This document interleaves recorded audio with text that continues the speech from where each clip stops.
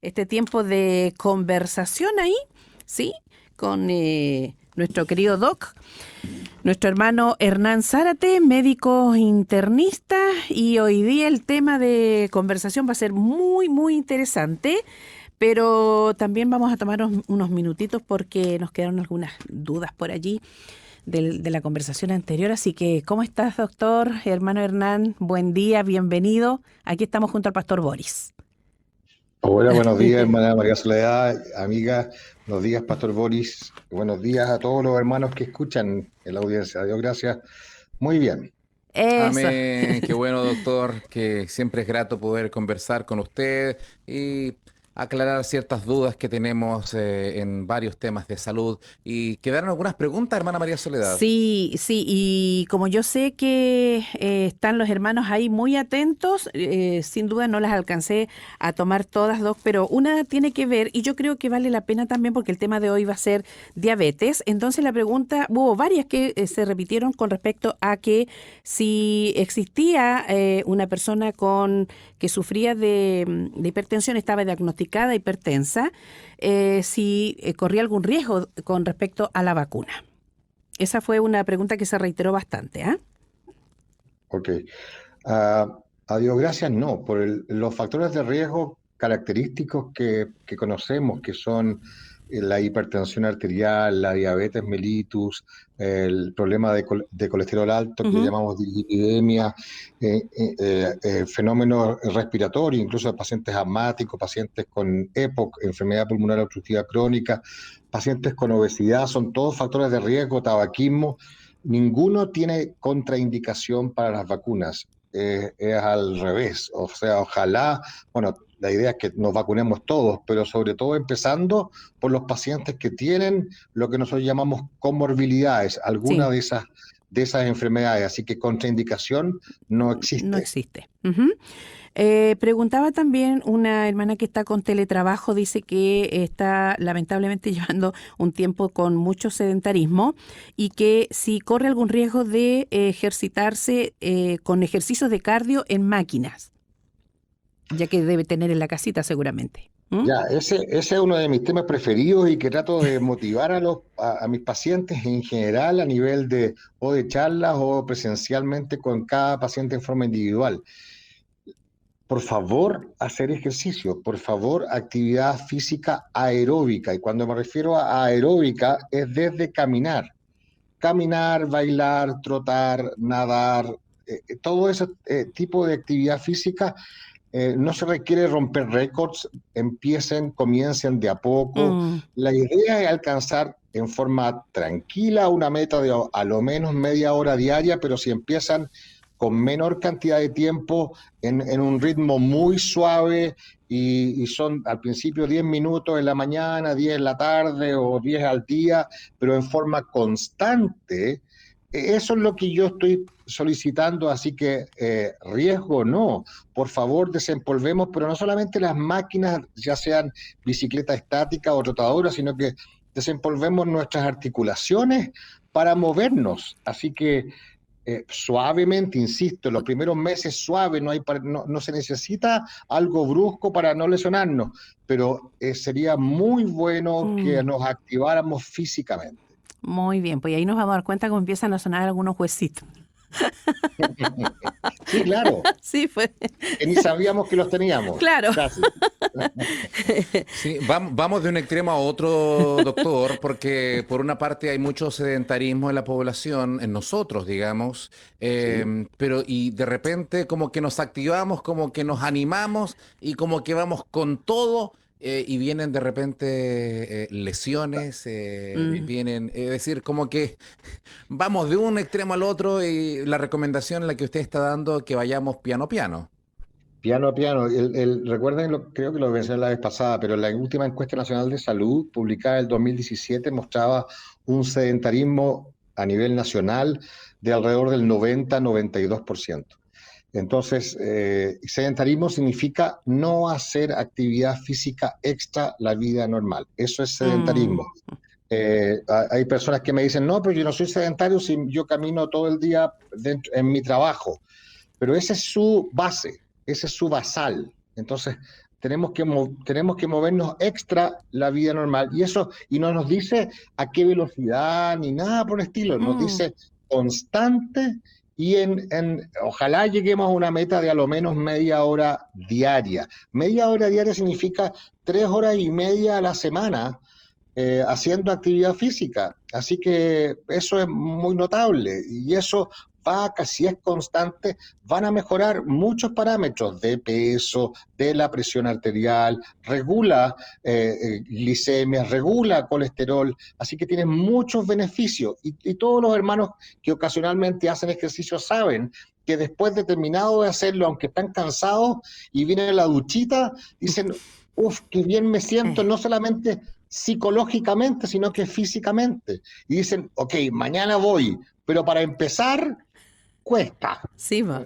Ese es el punto. Así que sí, gradualmente es la idea del ejercicio. Bueno, esto va de la mano con los temas de las cuarentenas, con el tema de pandemia, de Mm, los encierros. Ahora Santiago, la región, la gran Sí, región metropolitana, toda se va a fase uno. Así que esto también desalienta el tema del del ejercicio. ejercicio. Pero si alguien quiere difiero, partir, perdón, pastor, difiero, porque yo el año pasado me pasó lo mismo. Yo estaba haciendo ejercicio, wow, estaba, a Dios gracias, jugando tenis, que me encanta saliendo a rotar, y pasó lo de la cuarentena y empezó lo de la pandemia, y dije, pucha, bueno, ya hasta aquí llegué. No, mi hija que está estudiando kinesióloga me dijo, pero papá, mira todo, hoy día nosotros estamos haciendo esto vía tecnológica. Mm, Vía Zoom o vía el esquema que puede hacer para que salgamos al aire. En YouTube hay, que casi todos tenemos, ya sea en el celular o en todas partes, hay tutoriales para hacer ejercicio. No los vamos a hacer seguramente igual que las personas que están promoviendo que los imitemos, pero sí podemos movernos parecido y en forma sistemática, aún dentro de la casa. Así por que eso, el estar en la casa no significa que no hagamos actividad física. esa es la pregunta, ah, en el sentido de que si hoy día alguien está siendo motivado por sus palabras, ¿cuál debería ser, si en el caso de una caminata, cuánto es más o menos, usted habló de 3 veces mínimos por semana, ¿cuántos minutos más o menos deberíamos para partir, digamos? Sí, por ejemplo, y no estoy haciendo réclame a nada, no creo que son gratis, digamos. Mi hija me promovió, hay unas cosas que se llaman en YouTube, que se llaman HIIT. HIIT es HIIT. Y son distintos tutoriales que van de la verdad, de algo muy básico. Yo empecé de algo muy básico. Hay tutoriales de 10 minutos diarios, hay de 15 minutos diarios, de mayor, menor esfuerzo, y uno va escalando, pero lento. mm, Aquí no se trata de transformarnos en superhéroes y tener musculatura por todos lados, sino que de movilizarnos. Además, la población en Chile nos vamos envejeciendo, y la verdad es que cada vez hacemos menos actividad física y la forma de disminuir riesgo cardiovascular es aumentar eso en forma gradual. Así que una opción en los tutoriales que yo les dije, pero hay muchos. Uno puede poner cómo quemar 500 calorías en media hora y hagan la mitad, quemen 250, pero pero les quememos va a algo. hacer feliz, pero diario, diario, ese es el esquema. ¿Ah? Bueno, entonces estamos todos animados y nos están invitando aquí a hacer algún tipo de ejercicio y hace bien, sí hace bien, incluso mentalmente. Es tremendo cómo Sí, se activa ahí todo, ¿ah? Así sí, que muy... aumentan endorfinas y eso, en Eso. general, los deportistas son personas que están concentradas, que están activas, que están motivadas, que están con ganas, tienen fisiológicamente sus endorfinas aumentadas, lo Mm, tienen en forma regular y eso se obtiene haciendo la actividad física. ok, muy bien. Vamos a nuestro tema de hoy y voy a comenzar leyendo un mensaje que nos llegó de Punta Arenas diciendo de la siguiente manera. Paz del Señor, amados hermanos, doy gracias a Él por el tema de hoy a compartir por el doctor. Les comparto que el día lunes acudí a urgencia por diversos malestares y me pesquisaron una diabetes.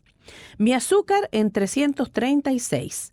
Hoy están listos todos mis exámenes y el lunes podré acceder a una atención médica en el Cefam.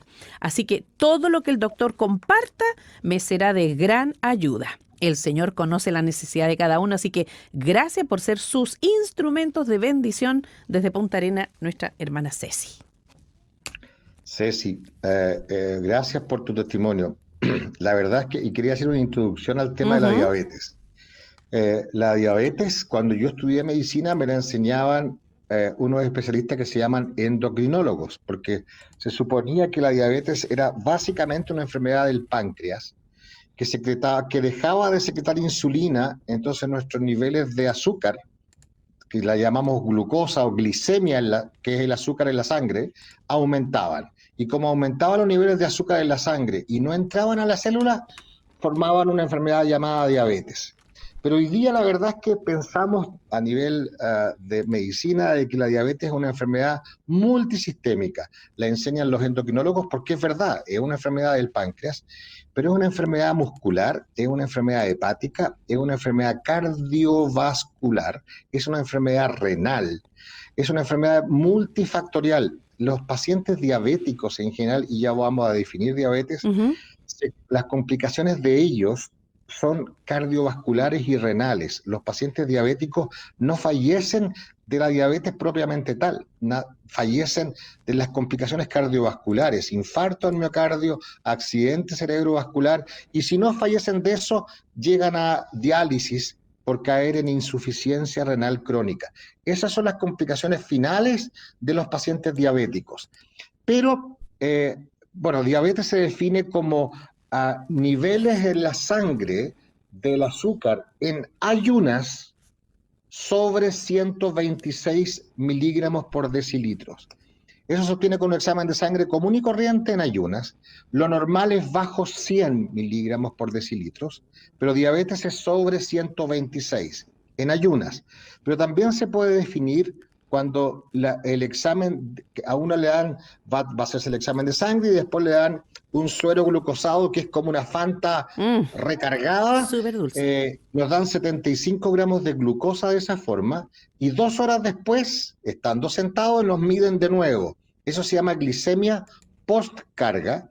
Lo normal es bajo 140, pero diabetes es sobre 200 en la glicemia postcarga, sobre 200. Y hay otro factor para definir también y o complementar esto, porque uno de repente puede tener una fiesta un día, comer torta, cosa que sucede poco en Chile, y al otro día tenemos una glicemia transitoriamente elevada sobre 100. Eso no implica prediabetes o diabetes exactamente. Por eso existe un examen que se llama hemoglobina glicada, que nos da un promedio de los últimos 3 meses de cómo ha estado el azúcar. Es casi como un holter del azúcar, pero de los últimos tres Mm. meses. Y los niveles normales son bajos 6,5. Sobre 6,5 ya se habla claramente de una diabetes y sobre 7 está más complicada y así. Ahora, hay muchos tipos de diabetes, pero para hacerlo más sencillo vamos a resumir en dos que son los más característicos, que es el diabético mellitus tipo 1, que es el diabético insulino dependiente, que requiere tratamiento de insulina y que normalmente nace diabético o se hace diabético en la juventud. Pero el más característico de todos los diabéticos es, por ejemplo, lo que nos dijo la hermana Cecilia, es el diabético adulto, que se hace diabético en la edad adulta y que es el diabético tipo 2 y que normalmente, sobre todo en las primeras etapas y casi nunca, requiere tratamiento de insulina, sino que requiere básicamente tratamiento dietético, disminuir los factores de riesgo y tratamiento farmacológico. Si nos tenemos que referir a eso después no hay problema, y en que hoy en día los fármacos que hay para la diabetes son fantásticos. Estamos en la mejor época para tratar a un paciente diabético. Eh, Eso en general. Doctor, referente a esta, hay muchas personas, los niveles, ¿no es cierto?, de diabetes en Chile, usted dice que son altos. Muy altos. La prevalencia, mira, la prevalencia, bueno, a propósito de pandemia, esta es otra gran Mm. pandemia. El año 2003, que se hizo la primera encuesta nacional de salud, teníamos 4,3 6% de los chilenos sobre 18 éramos diabéticos, el año 2003. El año 2010 éramos 7 u 8%, y el año 2016, que se publicó el 2017, éramos 12,3% de la población. O sea, se triplicó en solamente 10 años, se triplicó, 12 años, se triplicó la prevalencia de pacientes diabéticos. Así que ya estamos sobre 12,3% a nivel nacional. Y Sí, eso es a pero nivel mundial mire, también. pero de los que están pesquisados, me imagino que hay una De los gran Ya. que cantidad de la población que no saben que están con diabetes. Absolutamente, de los que están pesquisados. Y eso es un muy buen aporte, Pastor Boris, porque la verdad es que los pacientes diabéticos, recientemente diabéticos, la mayoría son totalmente asintomáticos. Y ustedes saben qué hacemos los chilenos cuando nos sentimos bien. No, no Nos vamos al vamos. doctor, entonces no sabemos.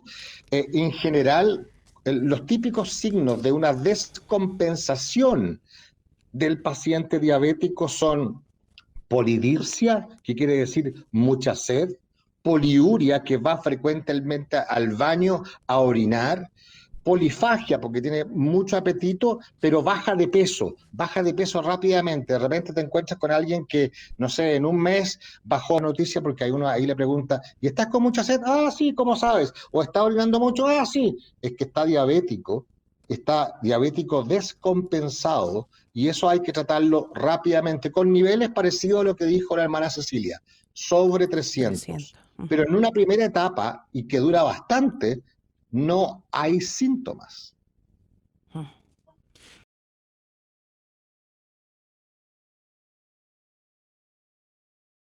Una persona que se le declara diabetes, Sí.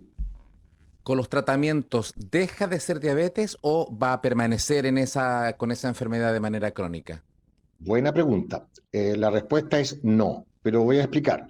Un paciente con glicemias bajo 100 en ayunas es normal. Un paciente entre 100 y 125 es lo que los médicos definimos como prediabéticos, y una parte de ellos se puede, como se pesquisa precozmente, se puede controlar para que no siga subiendo, o que retardemos mucho la aparición de la diabetes. Pero cuando ya está diagnosticado como diabético, va a ser diabético de por vida, aunque se porte perfecto, aunque tome los remedios perfectos. Pero hoy día, insisto, el control de la diabetes y la evitación de las complicaciones están a la mano con fármacos espectaculares que existen hoy día, y con los elementos de nutrición que debe seguir el paciente. Pero es una enfermedad crónica. Ujú. A ver, vamos a ir con algunas consultas ya, Doc, porque están llegando bastantes acá, y decirle a los hermanos, a todos los que están en sintonía, que vayan poniendo atención, porque de pronto la pregunta que a lo mejor usted quiere va respondida por alguien que ya preguntó lo mismo. Dice, eh, a ver, mi sobrino de 8 años está muy gordito, obeso, por entre paréntesis. Tiene riesgo de desarrollar una diabetes ya que su mamá es diabética. Espero su respuesta. Muchas gracias Edades. gracias por la pregunta. Alex, Eh, ¿Cómo? ¿cómo se llamaba la persona que preguntó? No, Ah, ya, no trae no nombre. tiene nombre. No. Ok, pero en todo caso, sí, gracias por la pregunta, porque ese es un gran tema en Chile. Creo que lo hablé también las veces pasadas. Somos hoy día número uno en la prevalencia de obesidad en las Américas, y obesidad infantil lejos, Lejos. primeros. Y si es portador de obesidad, ese paciente infantil, la posibilidad de que haga obesidad como adulto es mucho mayor, y por lo tanto va a tener algún concepto que se llama resistencia a la insulina, que es propia de los pacientes con obesidad, y por lo tanto de desarrollar diabetes es mucho mayor. Ahora, si él es obeso a esa edad y tiene además antecedentes familiares de diabetes, la verdad es que tiene todas las de ser diabético, digamos. Entonces, hay que actuar ahora ya, porque la obesidad infantil es algo que claramente se puede combatir. Así que hay que ser proactivo en esa instancia. Ajá. Claro, porque generalmente, no sé, es un mito, ¿no? Que la diabetes va de la mano con quienes son muy gorditos y los delgados no. lo que... No es mito, no es así, no es tan así, pero normalmente, sobre todo los pacientes diabéticos tipo 2, va asociada a un paciente obeso. O sea, Ajá, los diabéticos tipo 2, en el más del 90% de los casos, presentan obesidad. Y por eso, porque la obesidad lleva de la mano de algo que es previo en los años a desarrollar diabetes, que es el concepto de resistencia a la insulina, en ajá. que ya el páncreas comienza a fallar. Entonces, a futuro obviamente es más factible que desarrolle diabetes. Ahora, ¿un paciente delgado puede desarrollar diabetes tipo 2? Sí, también. Y un paciente delgado, también joven, puede presentar diabetes tipo 1. Pero en la obesidad va muy Muy asociada asociado. a la diabetes tipo 2 que se desarrolla en el adulto. Ok, ok. Sí, la verdad que Eh, eso es bien interesante porque por testimonios, por amigos, por hermanos, claro, uno asocia el tema de la obesidad y tiene toda la razón, pero hay personas que uno dice, uy, pero si están mm, delgado, mm. se ve tan saludable y tiene diabetes y se está tratando, es decir, puede prestarse para no entender con claridad, así que muy, muy bueno poder tenerlo ahí bien, bien, bien indicado. A propósito de los fármacos, bendiciones, dice, y muy interesante el tema. A mí me diagnosticaron prediabetes. Pregunta, ¿la metformina realmente daña el hígado? Yo realmente no me tomo la pastilla porque me duele mucho la boca del estómago. Tomo cosas amargas, trato de comer sano. Lo de la metformina estuve investigando y dice que hace daño al hígado. Bendiciones y espero su respuesta y nos manda, Doc. No, no puedo mostrar, no, no la ves, pero dice, es producto de la diabetes, uno que otros sí, Lunares de carne. estos lunares que empiezan a aparecer en el cuello, ¿no? Es la Ya, foto que nos manda nuestra muchos conceptos auditora. ahí. Ajá, Primero, prediabetes se define de dos formas. Uno, cuando hay una glicemia en ayunas sobre 100 y hasta 125. O cuando la glicemia postcarga, que expliqué cuando nos daban el suero glucosado, está sobre 140 y bajo 200. Esas son las dos formas de diagnosticar prediabetes. prediabetes. Ahora, la prediabetes se trata con régimen, fundamentalmente, con ejercicio también. Y el fármaco que normalmente usamos Ujú. es la metformina, de diferentes tipos. Y ahí sí difiero con la hermana, no, la metformina en absoluto, la metformina ayuda, protege el hígado. Una de las causas que hay muchos factores que producen diabetes y uno de ellos es una falla a nivel hepática. Pero la metformina ayuda a proteger el hígado para no desarrollar diabetes, así que es todo lo contrario. Lo que pasa es que la metformina en general, como en un 40% de los pacientes o un poquito más, tiene ciertos efectos secundarios en que los pacientes se sienten como meteorizados, como un poco más hinchaditos, algunos dolores, trastornos en la digestión. Eso puede provocarlo la metformina, pero hay distintos tipos de metformina y algunos lo producen menos. Pero la metformina como tal Ujú. es un fármaco muy barato y que existe hace muchos años y que protege al hígado. Así que no es tan así como ella decía. Ahora, lo que hablaban de los lunares Sí, de carnecita que normalmente salen en el cuello y que va asociado también a otro signo que es la acantosis nigricans, que es cuando a nivel cervical o en la piel empezamos a tener como la piel más negrita y empezamos como media agrietada, pero que está con un color mucho más oscuro que el resto de la piel, son signos de lo que nosotros ya hablamos de resistencia a la insulina, no de diabetes. Esos son etapas previas a la diabetes, pero que no son ni acompañados a veces de prediabetes. Quiero diferenciar. Prediabetes es tener el azúcar alto y que está a punto de desarrollar diabetes, y resistencia a la insulina que conlleva de la mano la acantosis nigricans y estos lunarcitos de carne que salen sobre todo a nivel cervical, tienen más que ver con el concepto de resistencia a insulina, que es un concepto previo. Un paciente puede ser normalmente obeso con este cuello más negrito Ujú. y con los lunares y tener sus glicemias totalmente normal, Ajá, ya, ¿ok? ya.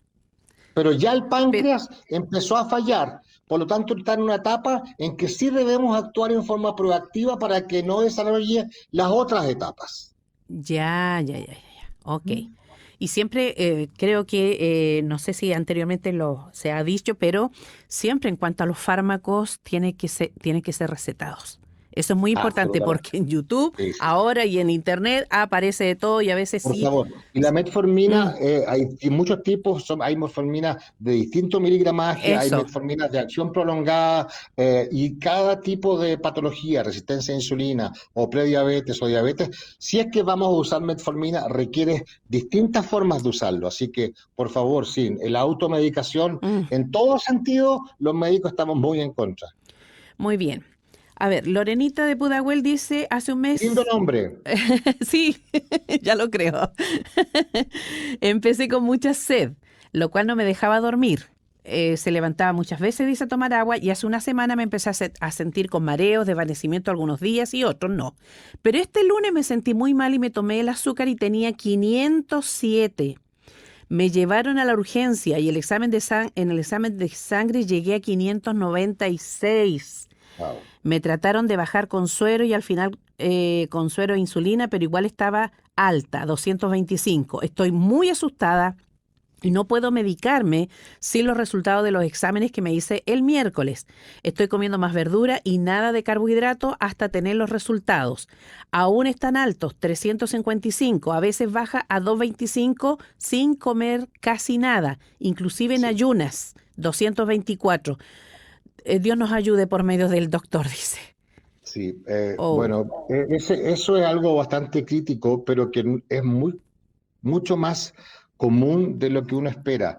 Eh, y Doctor, normalmente tenemos que eh, estar pendientes de los signos y por eso es muy importante hablar no solamente de la diabetes, sino que de los que estamos hablando antes, de la prediabetes, de la resistencia a insulina, de resistencia. la obesidad, porque al no tratarlos en ese minuto, llegamos a lo que esta hermana está presentando. Mm, Claro, lo que ella presentó es ya es una descompensación absolutamente de su diabetes, puede llegar incluso a un coma diabético eso era. o a un coma que nosotros llamamos cetoacidótico con niveles tan altos como los que tiene de glicemia. Ahí el tratamiento es insulino dependiente hasta compensarla y después hay que evaluar si debe seguir con insulina o no, que seguramente en el caso de ella va a tener que ser así en un principio de todas maneras. ¿Y está bien esto que esté dejando de comer No, tanto? dijo de comer carbohidratos. Hasta tener, Eso, a veces eso fue más, sin eso comer fue lo casi que... nada, dice. No, no, no, no, comer casi nada, no, no. Pero yo le escuché que había dejado de comer Sí, carbohidratos. sí, Claro que sí, hasta tener los resultados, dice. Aún están altos. sí. Ha bajado a 225 sin comer casi nada, inclusive en No, ayunas, no 224. puede. No, claro, 225 son niveles que para ella seguramente van a ser bastante ¿Mm? frecuentes en ayunas, pero ella debe alimentarse varias veces al día. Debe tener su desayuno, debe hacer una colación, debe almorzar, debe hacer una colación en la tarde, debe cenar o tomar once y otra colación antes de dormirse, pero por eso la parte nutricional es tan importante como lo otro, pero debe ir acompañado seguramente con tratamiento de insulina en el caso de ella. usted habló acerca de este coma diabético. ¿Qué Sí. tan peligroso puede ser esto y reforzar un poco en qué consiste aquello? Ok, mortal. O sea, no 100%, pero en frecuencia muy alta. Un paciente en coma diabético es tal que por sus niveles de glicemia tan altas, sobre 300, sobre 400, sobre 500, ya en cualquier minuto, dependiendo de la condición del paciente, puede caer en eso. Hay una alteración de conciencia, hay una alteración de lo que nosotros llamamos casi falla multisistémica, empieza a fallar la función renal, empieza a fallar el hígado por los niveles tan altos de glicemia que tiene. Y entonces la posibilidad de la prevalencia de mortalidad en esos casos es muy alta. Esa es una de las grandes complicaciones de los pacientes diabéticos. Pero para que eso pase, Mm, significa que fallamos en la parte de prevención y de tratamiento inicial. Por eso yo hago tanto hincapié de la actividad física, del régimen, del ejercicio. Si yo hubiera hecho eso, esta es la punta de la pirámide. El coma El coma. diabético es la punta de la pirámide. Nosotros, o las amputaciones, o las complicaciones, la retinopatía, la ceguera, la insuficiencia renal crónica, la diálisis, esas son las puntas de la pirámide de un paciente diabético. Si nosotros actuamos en la mayoría, yo diría casi en el 100% de los pacientes diabéticos, previniendo o actuando en forma proactiva con los tratamientos que existen hoy día, y el paciente se ciñe estrictamente a la dieta, estrictamente no robot, pero en un alto porcentaje, la verdad es que la respuesta es muy buena, es muy buena. Estoy hablando como de salud pública en la mayoría de los casos. Entonces, tenemos armas para combatir, para no llegar a esos desastres que son el coma diabético, por ejemplo. Usted mencionó situaciones muy límite, ya sea el coma diabético, pero también habló de amputaciones. Sí, ¿Por qué se producen ese tema de los pies, por Mm, ejemplo? sí. Y qué pasa en Chile? ¿Se llega a qué porcentaje o algunos no llegan? ¿Cómo es eso? Ya, a ver, las complicaciones que suceden en un paciente diabético son lo que nosotros llamamos macrovascular y microvascular. Macrovascular, estamos hablando de infarto al corazón y o de accidentes cerebrovasculares. Y microvasculares son alteraciones eh, que tienen que ver con retinopatía, o sea, alteraciones del fondo de ojo de las arterias, nefropatía, alteraciones de las arterias a nivel renal, y neuropatía, que son alteraciones del sistema nervioso periférico, no del cerebro, sino que entre comillas, de todo el cableado eléctrico nervioso que tenemos en todo el cuerpo. Cada nervio tiene una vaina, se llama vaina de mielina o vaina de Schwamm, que es una cubierta de ese nervio. Y en los pacientes diabéticos descompensados se va pelando el cable, se va desenrollando esta claro. vaina, por lo tanto el nervio queda muy a la deriva, digamos, y la posibilidad de que el estímulo nervioso no llegue es mucho mayor. Existe incluso libros enteros de miles de páginas de lo que es el pie diabético. Mm. Entonces, la inervación y la vascularización, la llegada de sangre, por lo tanto, en extremidades, se va haciendo menor, y cuando se va haciendo menor, se llega al concepto de necrosis, que es lo mismo que le pasa al corazón, que es mortalidad de cierto músculo cardíaco, lo mismo pasa a nivel de extremidades inferiores. Y entonces el paciente empieza a perder la sensibilidad. Entonces, por ejemplo, ponerse un guaterito en un paciente diabético que no está compensado es muy grave, porque si le llega a abrir, se va a quemar entero y ni va a sentir. A Dios gracias, esto es muy poco frecuente en Chile y en el mundo en general. Es mucho más frecuente en los pacientes diabéticos tipo 2. Un paciente diabético tipo 2 que caiga en esto es porque en realidad jamás se cuidó, nunca fue a control, ya está con insulina, está en etapa muy avanzada. Pero en el paciente tipo 1, diabético tipo 1, que es muy menor la prevalencia en relación al diabético tipo 2, es más frecuente. Uy. Ay, me asusté. Que hay que cuidarse tanto, ¿no? Sí. Más que cuidarse tanto, digamos, estar al día con todos los controles y los exámenes y Eso. eso. Ah, ah, pues se puede ir a un médico general y decirle, necesito saber cómo estoy, cuáles son los exámenes que se dan ahí, doctor. Ya, es que muy buena pregunta, porque la verdad es que, mira, de nuevo, los endocrinólogos, los cardiólogos, los nefrólogos, yo te diría que tratan casi las complicaciones de esto.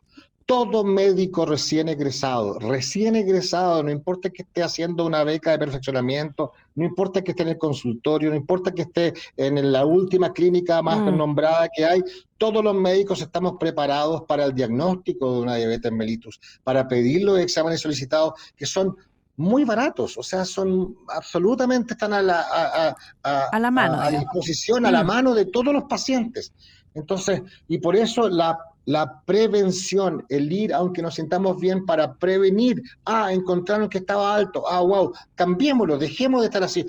Miren, la pandemia ha provocado que en Chile las personas subamos 9 kilos el año pasado en promedio, 9 kilos. Por lo tanto, la prevalencia de obesidad y de sobrepeso es mayor.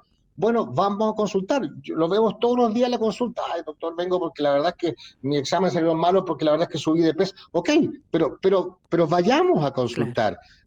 Y a cualquier médico general está capacitado para ver esto. Así que seamos proactivos. Muy bien. Pregunta, mi esposo es diabético mellitus 2.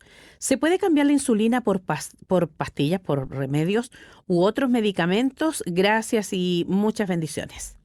La Desde verdad es Puerto que Montt. no siempre, pero la verdad es que sí. Y sobre todo en el paciente diabético tipo 2. En el diabético tipo 1, no. Pero en el paciente diabético tipo 2 es raro que lleguemos a usar insulina. Y si usamos insulina, vamos a usar insulina en dosis bastante menores.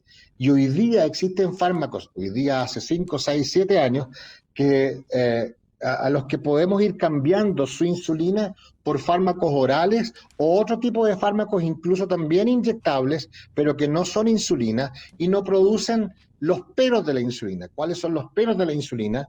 Que el paciente aumenta de peso y que el paciente además puede, si es que no hace bien el régimen, hacer hipoglicemia.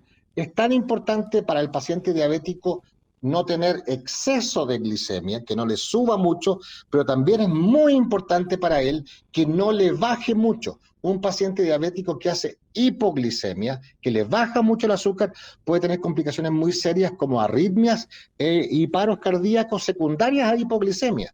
La principal causa por la que en Chile se hospitalizan los pacientes diabéticos mayores son la hipoglicemia, la baja del azúcar. Ujú. La hipoglicemia. Baja, descenso del Sí, azúcar. sí. Lo normal del paciente es que tenga entre 70 y 100, pero de repente si no comió bien y se inyectó insulina que le bajó demasiado el azúcar, puede Pues, producir y en forma frecuente la hipoglicemia. ujú.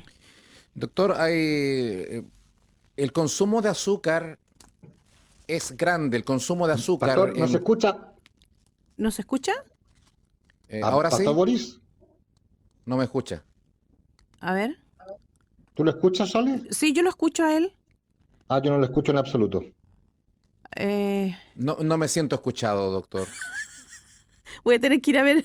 O tradúceme, o tengo que ir al otorrino. A ver, ¿cuál era la No, consulta? referente al consumo de azúcar en Chile y el uso de edulcorantes hoy día, stevia, entre tantos Ajá. nuevos edulcorantes, ¿cuál es la recomendación en esa área? ¿Cuál es la recomendación, doctor, con respecto al consumo de azúcar, pero también todo lo que ha salido en cuanto a variedad de edulcorantes? Y qué bueno, porque aquí alguien estaba preguntando qué pasa si la miel es dañina o no, Ya, para no. reemplazar en este caso el consumo de azúcar y todos los edulcorantes que hay, ¿no? La respuesta es sí, muy simple. La miel no es dañina, pero usada en forma moderada. Ahora, no hay que usar ningún tipo de azúcar granulada, ninguna. Rubia, trigueña, morena. Hay varios tipos de azúcares ahora, no.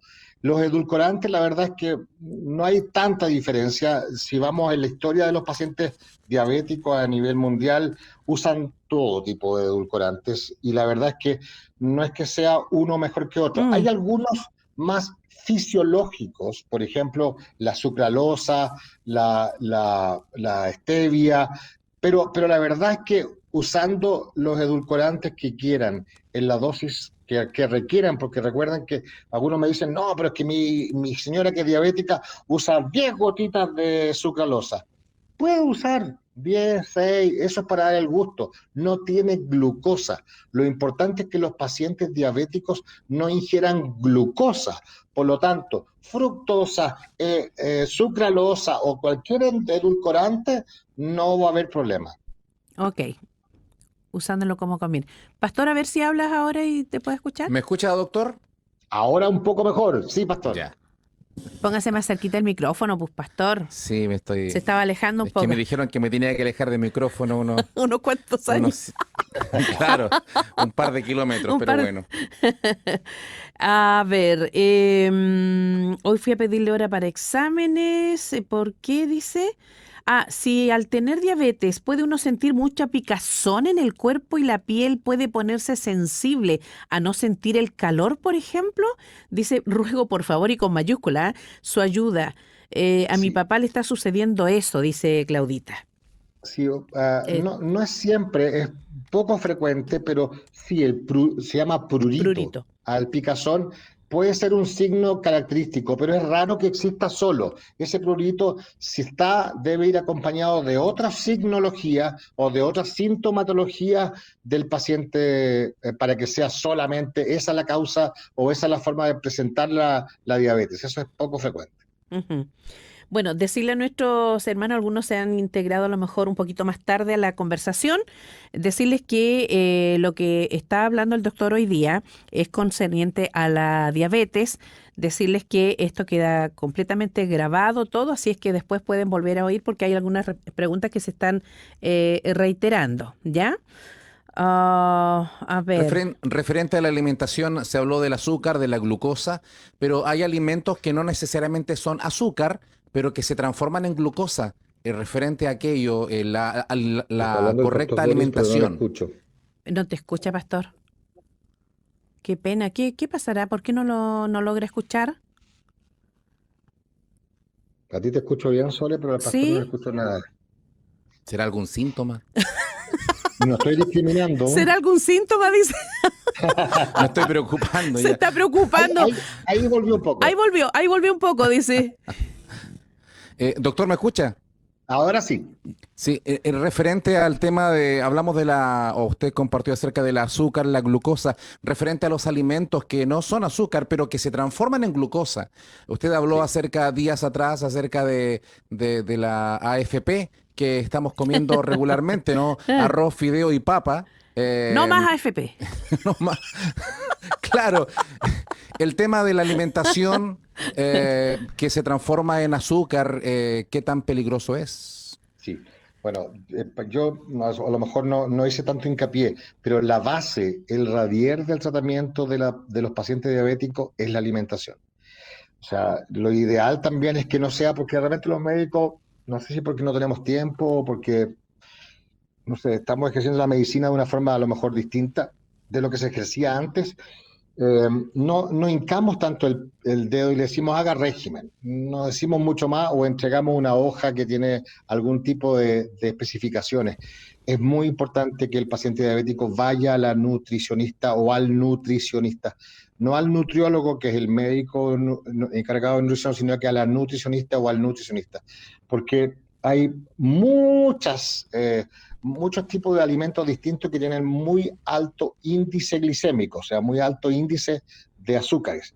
Pero en general, así en forma macro, un paciente diabético no debe ingerir más de un pan al día, sea el pan que sea. Debe comer no más de 2 veces por semana el arroz, el fideo o el puré o la papa. Mm. Yo cuando lo digo de AFP es para que se les quede grabado. Sí. No estoy muy de acuerdo con lo que dijeron antes, pero bueno, la cosa es que el No, pues sí. arroz hasta 2 veces por semana, los fideos eh, es en total, porque si comen 2 veces arroz por semana, 2 veces fideos por semana y 2 veces papa o puré por semana, estamos comiendo toda la semana carbohidratos. Mm, mm. Entonces, es en total hasta 2 veces por semana. Es bajar la cantidad de eso. Aumentar las verduras, las frutas también, muy importante, muy sanas, pero comer durante el desayuno y a la hora de almuerzo. Pero después en la tarde, noche, no, porque la fruta en general tiene un índice glicémico alto y después en general, como además somos sedentarios y no la gastamos, adivinen qué va a pasar el otro día en la mañana, cómo va a estar Ah, el está azúcar, claro. si es que le damos a comer mucha fruta en la noche, por ejemplo. Mm. Obviamente todos los azúcares y las grasas no saturadas, la pastelería, las golosinas y todo eso, Lo siento. Ahora sí, ustedes pueden ir a supermercados en los que hay góndolas completas de alimentos para diabéticos. Lo que pasa es que de repente algunos vamos porque, alimentos dietéticos y entonces así bajamos de peso. No es exactamente eso, pero tiene una variedad muy amplia de usar y ojalá que el paciente tome desayuno, haga colación, almuerce, tome once o una segunda colación, cene o toma 11 más tarde y si va a dormirse muy tarde, que haga una tercera colación. Pero la alimentación es fundamental. Es la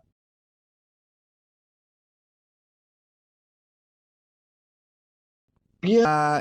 Una hermana, Abigail, pregunta acerca de su esposo que tiene diabetes de tipo 2, sufre arritmias. ¿Tiene alguna relación? Bueno, yo sé que debería ser una consulta personal, pero No me importa, ¿alguna sí tiene relación. Sí relación? tiene relación. La verdad es que los pacientes diabéticos tienen mucho más prevalencia de daño cardiovascular. Como dije en un principio, las complicaciones del paciente diabético son eminentemente vasculares. Entonces, la posibilidad de que el paciente tenga una miocardiopatía, una alteración del corazón y que produzca arritmias es mucho más prevalente en un paciente diabético que en un no diabético.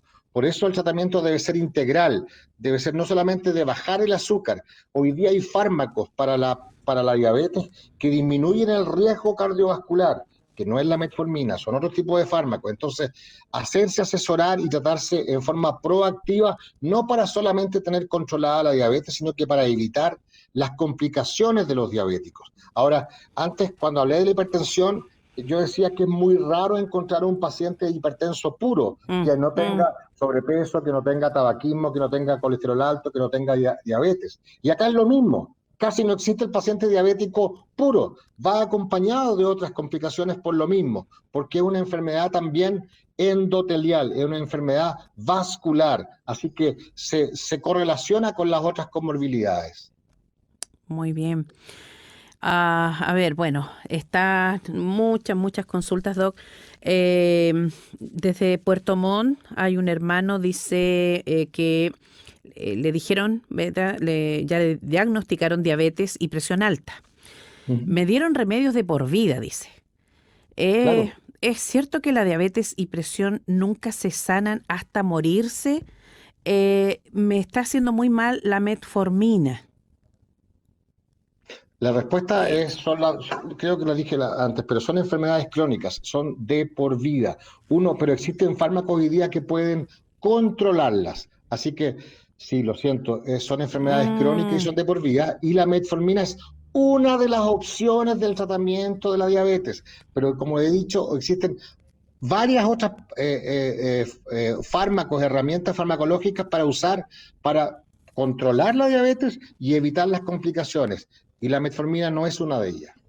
Doctor, el tiempo ya nos está alcanzando, pero sí. también tenemos que hacer el nexo con este tema tan lamentable del COVID, Sí. referente a diabetes y COVID, la incidencia de personas de distintas edades. Hoy día, lamentablemente, bueno, cualquier partida es triste, cualquier edad que sea, pero también hay jóvenes que uno les veía aparentemente saludables y entran al tema del COVID y no salen, Y no o de sale. cualquier edad. ¿Hay alguna incidencia con enfermedad de base como diabetes, COVID, incluso Sí, fallecimiento?